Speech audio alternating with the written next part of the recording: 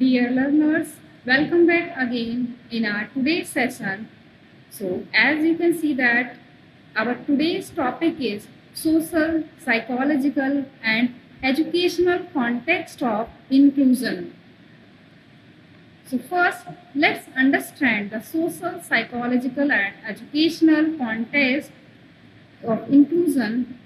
So the first one is inclusion in social, psychological and educational context basically refers to the practice of creating an environment where all the children, all the students, regardless of their abilities and disabilities, background, color, caste, race and sexual preferences or circumstances are valued and welcomed and provided with equal opportunities to participate and learn. So basically here you can see that here is an overview of inclusion of these contexts.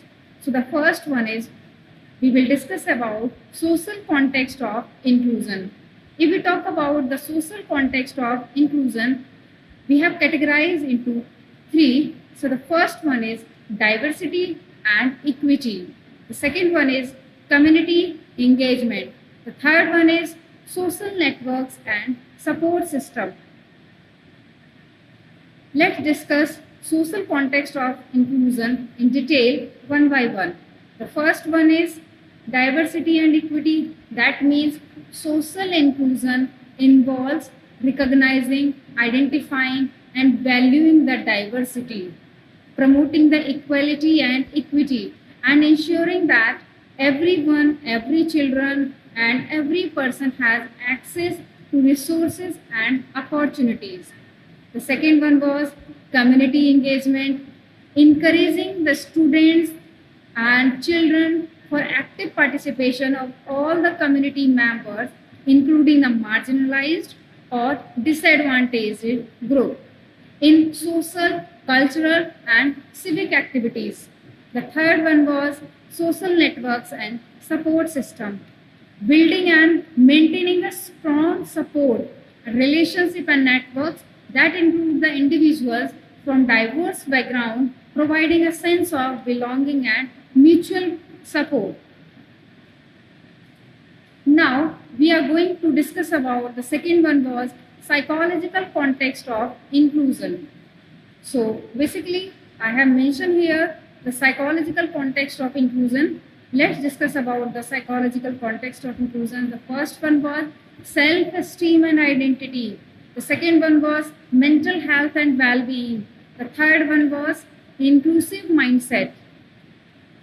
So now we are going to discuss about the psychological context of inclusion in detail one by one. The first one was self-esteem and identity, promoting a sense of self-worth and a positive identity among the individuals by identifying and respecting their unique contribution and perspective. The second one was mental health and well-being, creating an inclusive environment that support mental health by reducing the stress, fostering a sense of belonging and providing access to mental health resources. The third one was inclusive mindset, encouraging the attitudes and behaviors that values the diversity, empathy and understanding, reducing the biases and prejudices that leads of exclusion. Now we are going to discuss about the last one was educational context of inclusion. So the first one was inclusive pedagogy. Second one was collaborative learning. The third one was supportive learning environment. The next one is universal design for learning. It's known as UDL. The last one is individualized support. Let's discuss educational context of inclusion in detail. So the first one was inclusive pedagogy. Adopt a teaching methods and the strategies that accommodate a diverse learning styles, abilities and backgrounds ensuring that all the students and all the children can access and engage with the curriculum. Second one was supportive learning environment. Create a supporting learning environment. Create a classroom atmosphere that are welcoming, safe, valued, and supportive for all the students where the differences are respected and celebrated. The next one is individualized support. Provide a tailored support and accommodation to meet the specific needs of the students with disabilities or other challenges, such as individualized educational plans or 504 plans. The last one is collaborative learning. Encourage the collaborative activities that promote the interaction and learning among the students of diverse backgrounds and abilities, fostering the mutual respect and understanding.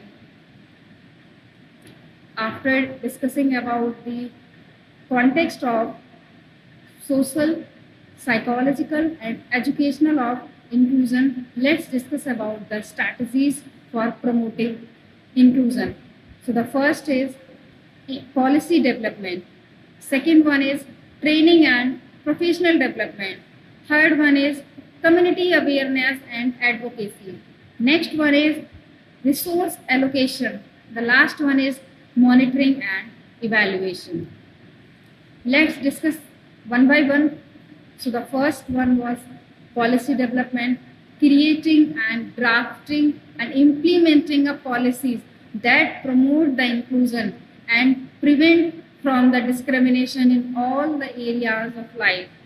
Second one is training and professional development, providing the training for educators, employers, and community leaders on inclusive practices and the benefits of diversity. And the next one is community awareness advocacy, raising awareness about the importance of inclusive and advocating for the rights and equal opportunity for all the learners, for all the individuals. The next one was resource allocation, ensuring that the resources are allocated equally to support the inclusion initiative such as a funding for accessibility, improvements or support services. The next one was monitoring and evaluation. Regular monitor and assessing of effectiveness of inclusive policies and practices, making a necessary adjustment to improve the outcomes for all the individuals. So overall, inclusion in social, psychological and educational context is a very important for creating an equitable and supportive environment where everyone can achieve their full potential. Now we are going to discuss about the role of teacher in inclusive classroom. So basically the role of teacher in inclusive classroom is very important, it's very crucial. So basically the role of a teacher is in an inclusive classroom is a multifaceted and essential in fostering the environment where all the students, regardless their abilities and disabilities or background, can learn together. Here are some key roles and responsibilities of teachers in an inclusive classroom. So the first one is interaction with parents. Second one is to develop a new learning strategies. The next one is to be able to recognize their hidden talents. The next one is to be able to develop self-confidence. Let's discuss one by one. Interaction with parents. The teacher must help the parents to feel comfortable. They do this by addressing their concern and keeping them updated about their child progress. The next one was to develop a new learning strategy. Special education teachers help craft the lesson for inclusive classrooms to ensure that the needs of students with disabilities are considered. Teachers may work together to develop a curriculum that is accessible to all the students, or the special education teachers might make the modification if required to the general education teachers' lesson plans. The next one was to be able to develop self-confidence, a major barrier in the learning and participation of children in classroom activities is a lack of confidence, lack of self-esteem, and in supporting learners, the inclusive teachers has an important role to play, encourage all the children in social and emotional learning. The next one was to be able to recognize their hidden talents. This is the most important thing, one of the most important role of a teacher that an inclusion teacher plays in a diverse classroom is identifying their students properly. The teachers identify their hidden talent, emotional, behavioral, physical and academic strength. Thank you.